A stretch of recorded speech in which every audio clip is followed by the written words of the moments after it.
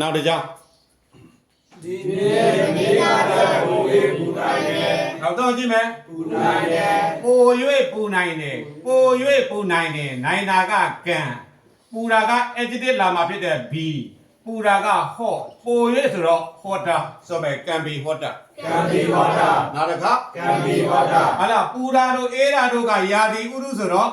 it subject နေရာမှာ it ဆိုမဲ့ it can be hotter ကံဒီဝါဒ လာဒီနေ့ဆိုတော့ today today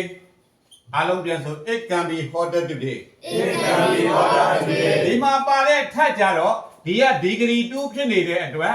than ကိုတောင်းရမယ်ပြီးတော့မနေ့ကထပ်ဆိုတော့ it was yesterday so it can be hotter today than it was yesterday ကံဒီဝါဒ today နောက်တစ်ကြောင်း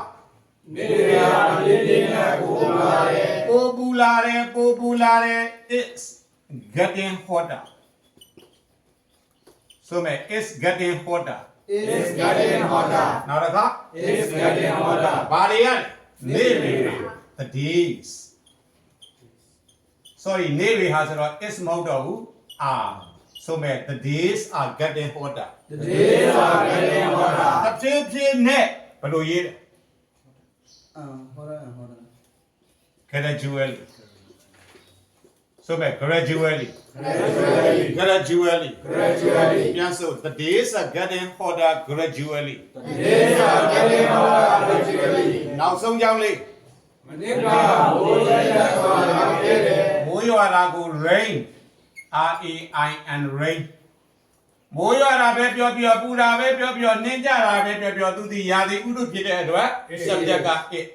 ရွာခဲ့တယ်ဆိုတော့ but do ဆိုမဲ့ it rain is rain နောက်တစ်ခါ is rain ဘလို့ရွာတာလဲ ဒီကတော့ တက်တက်ဆိုတာကိုဘလို့ရေးတော့ heavily လို့ရေးကျင်လဲရတယ်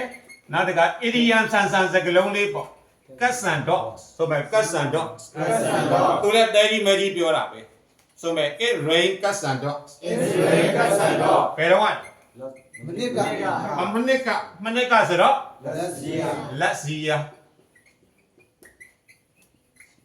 အားလုံးဆို it rain cats and dogs let's see is rain ကဆန်တော့ let's see လိုအပ်တာကူပါ